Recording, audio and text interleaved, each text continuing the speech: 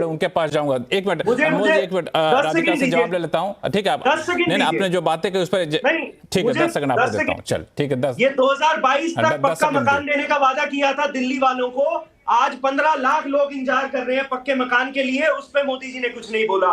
रोजगार पे मोदी जी ने कुछ नहीं बोला।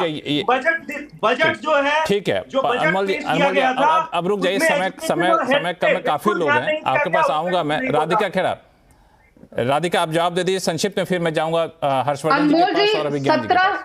1731 कॉलोनियों को हमने रेगुलराइज किया। आप लोगों ने गरीबों से, अरविंद केजरीवाल ने 1-1 लाख रुपए दे दिए ये वादा करके कि उनको घर दिया जाएगा, लेकिन वो घर बने नहीं, अपना शीश महल बना लिया। आपने 500 स्कूल बनाने का वादा किया था। आज सीएनबीसी आवाज पर आप बता दीजिए 100 स्कूल, 500 तो छोड़िए, आप 100 स्कूल बता दीजिए जो आपने बनाए। और आपने क्लासरूम्स की जगह टॉयलेट्स को क्लासरूम गिनाने का काम किया। आपने कहा था कि दिल्ली में अस्पताल बनेंगे। एक अस्पताल जो आप दिलशाद गार्डन में बना रहे थे वो तक खंडर बन गया। आप लोग कुछ भी नहीं किया। और आपने स्वयं अरविंद केजरीवाल ने क्या कहा था, काम पे विश्वास करते हैं और हम काम दिखाते हैं। मैं इनका चैलेंज स्वीकार करता हूं। ठीक है, आप दोनों लोग शांत हो जाइए। हर्षवर्धन त्रिपाठी, आप दोनों लोग शांत हो जाइए, मैं आप दोनों के पास आऊंगा फिर से। हर्षवर्धन त्रिपाठी जी, आमतौर पे प्रधानमंत्री का भाषण ऐसे मौके पर मुझे ये ऐसा लग रहा था कि बहुत ही आक्रामक होगा और बहुत ही तीखा होगा, हमलावर होगा, लेकिन पता नहीं इस बार प्रधानमंत्री का भाषण मैंने पूरा सुना, बड़ा ही संयमित, या फिर कहें कि पॉलिटिकल कह रहे हैं, या फिर जैसा, मतलब वो आक्रामकता दिखी नहीं, वो तीखापन दिखा नहीं, बहुत ही सधा हुआ संयमित भाषा का इस्तेमाल करते हुए प्रधानमंत्री ने भाषण दिया। क्या इसका संकेत माना जाए?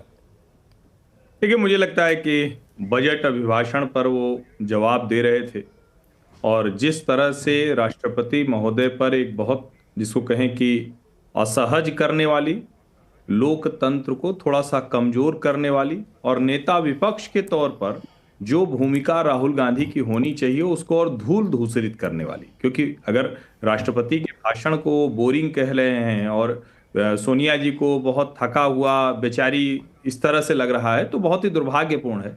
ऐसे में प्रधानमंत्री नरेंद्र मोदी को उन सारी बातों का जवाब भी देना था, और नेता के तौर पर, सदन के नेता के तौर पर, देश के प्रधानमंत्री के तौर पर जो एक भूमिका उनकी थी वो भी स्पष्ट तौर पर रखनी थी। मुझे जो, जिसको कहते हैं ना कि अंडरलाइनिंग जो दिखी, एक तो ये कि बार बार राहुल गांधी बोलते रहते हैं, अभी कास्ट सेंसस का बार बार वो बात कर रहे थे, और जब वो तेलंगाना की बात करते हैं तो नया क्या बता दिया, लेकिन उनको शॉकिंग लग रहा था, मतलब शब्द यही इस्तेमाल किया उन्होंने उस रिपोर्ट का हवाला देते हुए, जबकि सबको पता है कि यही है। तेलंगाना में क्यों नहीं उन्होंने किसी पिछड़ी जाति के व्यक्ति को या किसी दलित जाति के व्यक्ति को, उस समाज से आने वाले व्यक्ति को मुख्यमंत्री बनाया? जो कैबिनेट में, तेलंगाना के मंत्रिमंडल में रिप्रेजेंटेशन है वो भी बहुत कम है। और मैं बार बार कहता था, आज प्रधानमंत्री ने उसको दूसरे तरीके से कहा। मैंने कहा कि भाई इतना ही दलितों, पिछड़ों, आदिवासियों और मुसलमानों की चिंता है तो वायनाड तो मुस्लिम बहुत कॉन्स्टिट्यूंसी थी, वहां क्यों अपनी बहन प्रियंका को भेज दिया? जो रायबरेली है वो तो ब्राह्मण और पासी समाज के लोग सबसे ज्यादा हैं, तो क्यों नहीं वहां किसी और को अवसर दे दिया, किसी पासवान को दे देते टिकट? लेकिन ये नहीं किया। प्रधानमंत्री ने कहा कोई कालखंड बताइए जब एक ही एससी परिवार के 3-3 लोग संसद पहुंच जाएं, एक ही एसटी परिवार के 3-3 लोग संसद पहुंच जाएं, और जो सबसे महत्वपूर्ण बात जिसका जिक्र आप बार बार कह रहे हैं कि मर्यादा लांघी गई क्या, चीन को मजबूत करने की कोशिश राहुल गांधी क्यों करते हैं? भारत की बार्गेनिंग पावर को कंट्री के तौर पर कम करने की कोशिश क्यों करते हैं? और जब अब जो फॉरेन पॉलिसी को लेकर जो उन्होंने JFK फॉरगॉटन क्राइसिस उस पुस्तक का हवाला दिया, अब जब उदाहरण आएंगे तो फिर कांग्रेस हमलावर होगी कि देखिए ये तो नेहरू जी के ऊपर हमला कर दिया, ये क्या कर दिया। लेकिन जो तथ्य हैं वो तो सामने आएंगे, और मुझे लगता है बहुत सलीके से मिडिल क्लास, कास्ट, और जो सबसे बड़ी बात कि देश के लिए बदला क्या है मोदी सरकार में, वो सब उन्होंने बताया। और एक लाइन में, दिल्ली का चुनाव है तो कैसे केजरीवाल जी छूटते, जकूजी और स्टाइलिश शावर और हम नल से जल, ये प्राथमिकता है, तो ये भी उन्होंने करने की कोशिश की। बिल्कुल, इसके बिना तो मुझे लगता है कि ये बात अधूरी रह जाती, क्योंकि जिस तरीके से अपनी उपलब्धियों को भी गिनाना और कटाक्ष भी करना दिल्ली चुनाव से ठीक पहले, ये एक स्वाभाविक सा था। लेकिन एक जो बात आपने कही, अभिज्ञान प्रकाश जी आपसे मैं इस पर कमेंट लूंगा कि बार बार राहुल गांधी क्यों चीन को मजबूत दिखाने की कोशिश करते हैं, ये एक बड़ा सवाल था। जब राहुल गांधी का भाषण हुआ उसके बाद भी जितने सांसद निकले संसद से बाहर, तो वैसे अनौपचारिक बातचीत हुई, कई लोगों ने इस पर आश्चर्य प्रकट किया। अभिज्ञान जी। जी देखिए, ये बड़ा मैं इसको बिल्कुल अलग नजरिए से देखता हूं। और चाइना की जो डोमिनेंस रही है पिछले 25 सालों की, पहले उसको समझने की जरूरत होगी। पहली बात तो किसी भी नेता को चीन का उदाहरण अपने फायदे के हिसाब से देखना चाहिए, क्योंकि हम बहुत ताकतवर देश है और चीन ने बहुत ऐसी हरकतें की हैं हमारे साथ और बाकी लोगों के साथ जो बड़ी अशोभनीय हैं अगर उसको अंतर्राष्ट्रीय पटल पर रखकर देखा जाए। लेकिन साथ में ये भी हकीकत है कि चीन की डोमिनेंस बड़ी है। प्राथमिकता हमारी भारत की है। आज आप अमेरिका को अगर देखिए तो यही अमेरिका क्या भाषा बोल रहा था कोविड के समय में और इनके नेता चाइना को लेकर, और आज क्या स्थिति है वो बिल्कुल ही बदली हुई है। ठीक है, वो हर तरह का ट्रेड करने के लिए, ऐसा लगता है उसकी संभावनाएं तलाशने के लिए तैयार है। Point of the matter is कि इंडिया की जो डोमिनेंस है बात उसकी है, इंडिया का जो अचीवमेंट है बात उसकी है। आपने मुझसे प्रश्न पूछा कि राहुल गांधी चीन को क्यों आगे दिखाना चाह रहे हैं। मैंने राहुल गांधी का भाषण नहीं सुना तो इसलिए मुझे उतना डिटेल से नहीं पता, लेकिन मैंने प्रधानमंत्री की बातों को सुना। तो वो पॉइंट ऑफ व्यू से तो इंपॉर्टेंट है जो नरेंद्र मोदी ने कहा, क्योंकि अल्टीमेटली कोई और कंट्री नहीं, कंट्री तो हमारी है, हमारी समस्याएं हैं, हमारी तरक्की है, हमारा ग्रोथ है, कंट्री तो हमारी है। तो आप अच्छे उदाहरण ले लीजिए, चीन के बहुत खराब उदाहरण भी है जिसकी दुनिया आलोचना कर चुकी है, लेकिन उन्होंने अपनी एक जगह और डोमिनेंस ऐसी बनाई है कि आप उनको नजरअंदाज नहीं कर पाते।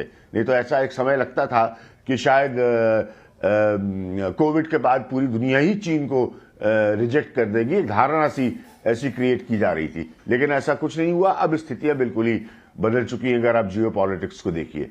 इसलिए मैं जो प्राइम मिनिस्टर ने कहा है उसको इंपॉर्टेंस दूंगा अभी आज के दिन, क्योंकि वो रिप्लाई में प्राइम मिनिस्टर ने कहा जहां डोमिनेंस हमें देखनी होगी कि हमारे देश की कहां पर जाती है, और हम उस स्थिति में अगर हम जियोपॉलिटिकल बैलेंस को देखने की कोशिश करते हैं। बहुत पेचीदगी भरा इतिहास है, कुछ किस्से त्यागी साहब ने आपको बताया, बहुत सारी कॉम्प्लिकेशंस हैं चाइना को लेकर।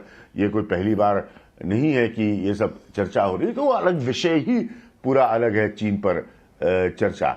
लेकिन मैं ज्यादा फोकस्ड हूं इस बात को लेकर कि हम अपने अचीवमेंट्स पर चर्चा करें, किसी भी सरकार का हो, और जिस सरकार काबिज है इस वक्त उसके प्रधानमंत्री का उस पर चर्चा करना मेरे लिए बहुत जायज बात है।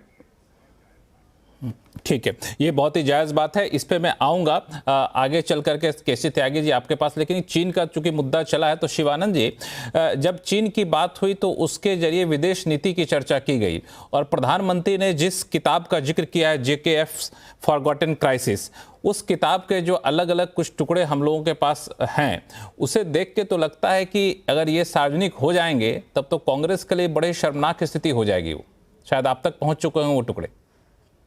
देखिए 10 साल में मोदी साहब बैठे हैं देश के पंतप्रधान, तो करो जो करना है। CBI ED इनकम टैक्स तो कर रहे। नहीं वो JKFS के फॉरगॉटन क्राइसिस की किताब जो मोदी साहब ने नहीं लिखी है, ये तो उस वक्त के लेखक ने लिखी है जिन्होंने कई सारे ऐसे बहुत ही संवेदनशील बातें लिखी हैं जो वाकई शर्मसार करने वाली है। हाँ देखिए, मोदी साहब देश के पंतप्रधान जी, मैं बहुत रिस्पेक्ट करता हूँ, इज्जत करता हूँ, सम्मानित है, लेकिन एक मर्यादा रहता है। उन्होंने अभी राम मंदिर अयोध्या में बनाया, राष्ट्रपति को क्यों नहीं बुलाया? उस बारे में आप लक्ष्मण जी पूछते नहीं कभी? राधिका जी को पूछिए, बीजेपी प्रवक्ता मेरी बहन को पूछिए। राष्ट्रपति का इतना इतना सम्मान करते हैं तो उन्होंने पाकिस्तान बिना बताए, भारत को बिना बताए जाके बिरयानी खाया नरेंद्र मोदी जी, वो चलता है, वो पूछिए। उन्होंने जाके 10 लाख का कोट डाल के आज कहाँ गया इटली, आज कहाँ गया पाकिस्तान, आज गया अमेरिका ट्रम्प ने नहीं बुलाया, तो आपको इतना मिर्ची लगने की क्या जरूरत ही नहीं है, क्योंकि मोदी साहब पूरी तरह से फंस गए। उसकी वजह से अभी अमेरिका से लोग इंडिया आ रहे हैं, पहले से 2 करोड़ नौकरी फेल्योर है। आपने वो प्रूफ निकाला कि नहीं? राधिका जी मांग रही थी, आपने वो प्रूफ निकाला कि नहीं जो प्रूफ की डिमांड राधिका जी कर रही थी? मैंने राधिका जी को बोला है कि प्रूफ हम कल पार्लियामेंट हाउस में दिखाएंगे।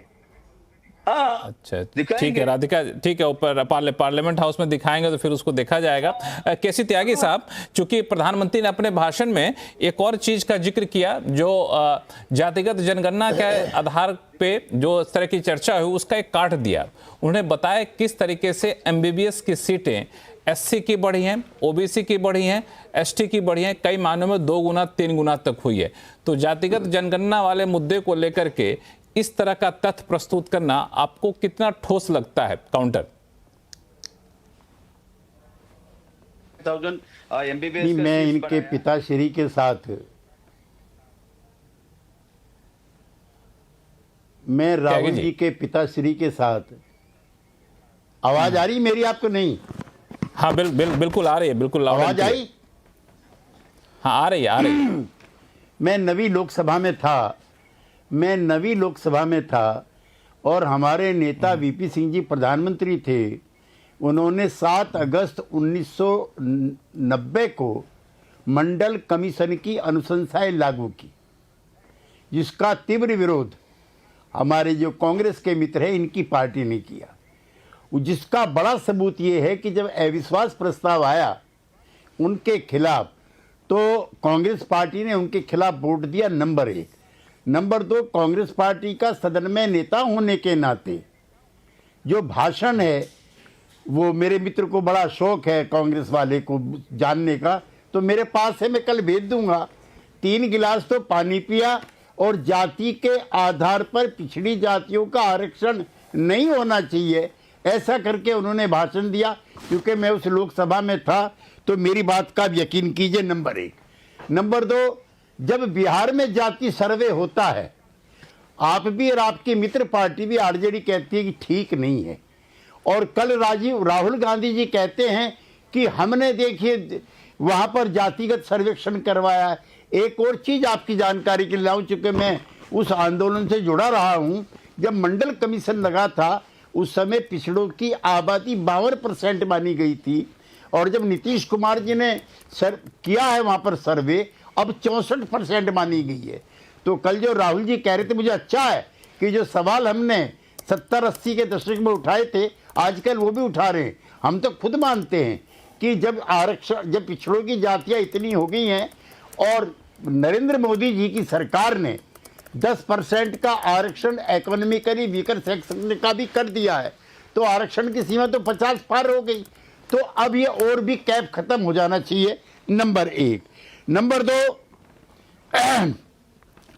मैं राष्ट्रपति के विरुद्ध जो टिप्पणी की गई है उसको बहुत गंभीरता से लेता हूं एक पॉलिटिकल एक्टिविस्ट के रूप में, और मैं अपने कांग्रेस मित्र को, जो मेरे दोनों साथी बैठे हैं, हर्षवर्धन जी भी और मेरे दूसरे मित्र जो पहले बहुत पुराने हैं, अभिज्ञान जी, ये दोनों उस समय जरूर रिपोर्टिंग कर रहे होंगे जब ज्ञानी जैल सिंह जी राष्ट्रपति बने थे। ज्ञानी जैल सिंह जी का एक बाकायदा इंटरव्यू है कि अगर इंदिरा जी कहेंगी तो मैं झाड़ू भी लगाने को तैयार हूं। ये तो स्तर था राष्ट्रपतियों का। लेकिन इन्हीं राष्ट्रपति के विरुद्ध ये मेरे सामने चौधरी देवीलाल जी से एक निजी वार्ता में कहा कि मेरी राष्ट्रपति भवन की जासूसी की गई, और जब वो रिटायर होने के बाद गए तो देवीलाल जी ने शिकायत की कि जब कांग्रेस पार्टी ने अपना नेता नहीं चुना, पार्लियामेंट्री पार्टी की मीटिंग नहीं हुई, तो आपने उनको ओथ क्यों दिलाई? उसने कहा मुझ पर दबाव था ये तो मेरी कौम का। ये तो बहुत कम लोग जानते हैं त्यागी, जो आपने किस्सा सुनाया है यहाँ पे। बिल्कुल शिवानंद जी, राष्ट्रपति के पद को लेकर जो संस्मरण त्यागी जी ने कहा, और खास तौर से आरक्षण को लेके जो उस वक्त के आपके नेता ने कहा था, दोनों तो बातें आप लोगों के लिए बड़ा ही मतलब चौंकाने वाला है। शिवानंद जी देखिए, त्यागी सर जो अभी बता रहे थे, मैं बहुत रिस्पेक्ट करता हूँ, बड़े नेताजी है, उनको ये पता नहीं है अयोध्या में राम मंदिर का जब उद्घाटन हुआ तब राष्ट्रपति मुर्मू जी को बुलाए नहीं। आज भी मैं परसों ही मैंने एक एप्लीकेशन डाला था राष्ट्रपति को मिलने के लिए, पीएमओ ऑफिस में मेरा आधार कार्ड, मेरा सब डिटेल भेजा, आज तक सिर्फ पीएमओ के ऑफिस में कंट्रोल में राष्ट्रपति। राष्ट्रपति को कोई बीजेपी का कोई आरएसएस हो किसी ने मान भी लिया जाए, आपकी अनुमानित बात नहीं को मान लिया जाए कि राष्ट्रपति को राम मंदिर के लिए आमंत्रित नहीं किया गया, लेकिन राम मंदिर का आमंत्रित नहीं किया जाना से ज्यादा शर्मनाक है कि जासूसी करना, जो कि त्यागी साहब बता रहे हैं। देखिए, त्यागी साहब जो बता रहे उनके पास जासूसी किया है एक मिनट, राधिका खेड़ा को जोड़ना चाहते हैं। राधिका जी राधिका जी को जोड़ना चाहते हैं। आज इनको बोलता हूँ कि उनके जासूसी करना है तो दिखा दीजिए, क्या प्रूफ है। त्यागी साहब को पूछना चाहता हूँ। ऐसे बैठ के बड़े बड़े बातें करके लक्ष्मण जी नहीं चलता है। त्यागी सर को मैं पूछना चाहता हूँ, क्या जासूसी किया बताइए। सिर्फ न्यूज़पेपर में आया, कोई भी छपाया, ऐसा नहीं चलता है। क्या जासूसी किया बताइए। ठीक है, एक मिनट। मेरे दो मित्र पत्रकार बैठे हैं जो स्वतंत्र भी हैं और निर्भीक भी हैं। मैंने इन दोनों पत्रकार मित्रों को गवाह बनाना चाहता हूं कि क्या राष्ट्रपति भवन की जासूसी की जा रही थी कि नहीं की जा रही थी। इस तरह का आरोप दोनों पत्रकार मित्रों से पूछ लेता हूं। एक तो इन दोनों ऐसा करते हैं त्यागी जी, त्यागी जी दोनों पत्रकार मित्रों से पूछ ही लेता हूं। हर्षवर्धन त्रिपाठी, हाँ ठीक है त्यागी जी बोलिए। नहीं, नंबर दो पार्लियामेंट्री पार्टी की मीटिंग